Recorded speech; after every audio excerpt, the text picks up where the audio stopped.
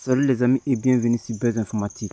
Aujourd'hui on parle du sale comportement de la fille de Paul Biya. Je vous laisse écouter la vidéo et après on fait un commentaire juste en bas. Je voudrais vous donner accès à un scoop majeur. C'est une vidéo authentiquement publiée sur la page TikTok de Madame Brenda Biya. C'est la fille du tyran qui ensanglante mon pays depuis 42 ans. C'est une fille qui a une existence tourmentée. Elle a une existence tourmentée parce qu'elle a des problèmes d'identité sexuelle. Elle a une existence tourmentée parce qu'elle a des problèmes d'addiction à un certain nombre de substances hallucinogènes et hallucinatoires.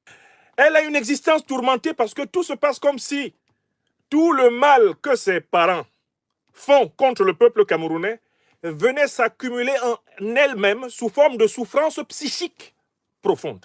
Brenda Biya est en quelque sorte le miroir de la méchanceté que son père sert au peuple camerounais. Brenda Biya est comme l'écran sur lequel se projette à l'intérieur de la famille Biya tout le mal que Paul Biya et sa femme Chantal font au peuple camerounais. Et tout se passe comme si, pendant que Biya Paul et sa femme font souffrir le peuple camerounais par leur truanderie d'État, eh bien, par une loi cosmique, toute cette souffrance vient se concentrer et s'accumuler dans leur propre fille, qui jamais n'est heureuse. Pourtant, cette fille vit dans une opulence scandaleuse. Les masses et les liasses d'argent que cette fille brasse seraient de nature à la classer parmi les enfants bienheureux de la terre. Le paradoxe Brenda Biya, c'est celui d'une fille à qui rien n'a été refusé de tous les biens qu'il y a sur la terre. Depuis l'or jusqu'au diamant.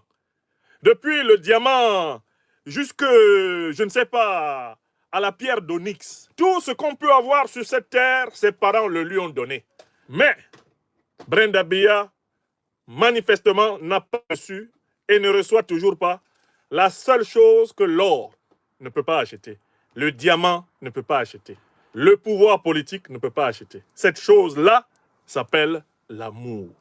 Elle ne reçoit pas d'amour, elle ne se sent pas aimée et elle explique son mal-être profond, non pas simplement par l'attitude de ses parents envers elle, qui se sont manifestement contentés de la gaver comme on gave une oie, en lui donnant tous les biens de la terre. Elle exprime le fait que ses parents ne sont pas capables de lui donner ce qu'ils ne sont pas capables de donner au peuple camerounais.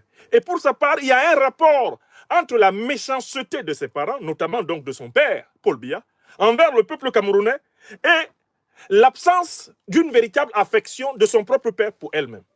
Tout se passe comme si Paul Biya, en maltraitant les Camerounais, avait contracté la capacité de maltraiter sa propre fille. Et c'est ce que cette fille exprime d'une manière magistrale. Je vous la fais écouter attentivement dans sa dernière sortie qui défraie la chronique sur les réseaux sociaux. Vous savez, à un moment, c'est assez. À un moment, c'est fatigant. À un moment, ça ne sert même plus à rien de se débattre ou se battre pour quoi que ce soit. Je viens d'appeler un oncle que je considérais, quelqu'un que j'ai toujours considéré dans ma vie, dans le sens où il a toujours été correct envers moi. Je viens d'appeler le directeur de cabinet au téléphone. Et vous savez c'est quoi la dernière chose qu'il m'a dit? Tu vas overdoser et tu vas mourir. Donc moi, je suis ici dans ma chambre et je suis ici en Suisse en train de me demander 40 000 choses. Je suis en train de me demander qui est derrière ça, qui essaie de me tuer. Pourquoi on veut absolument que je meure d'une overdose? Pourquoi à chaque fois que je demande, je dis je suis suicidaire, je ne suis pas bien ici, je ne veux pas être ici. Pourquoi on ne m'écoute pas? La chose la plus difficile, ce n'est pas de se rendre compte que tout le monde veut ta mort. C'est de se rendre compte qu'il n'y a même plus de famille. Littéralement, tout mon entourage veut ma mort et veut que je meure. J'ai entendu le directeur de cabinet dire audiblement au téléphone, tu vas overdoser et tu vas mourir. Et ça, c'est parce que j'ai été sacrifié par ces gens. Donc tous les jours, ils m'ont sacrifié. Ils veulent que je meure, ils me mettent dans la souffrance. Et moi, je suis censé fermer ma gueule. Moi, je coupe les ponts avec tout ça. Je coupe les ponts avec mes parents. Parce qu'ils m'ont toute ma vie, ils m'ont fait du mal. Et maintenant, je me rends compte qu'ils veulent me tuer. Je coupe les ponts avec mes parents. Dorénavant, je ne suis plus de la famille.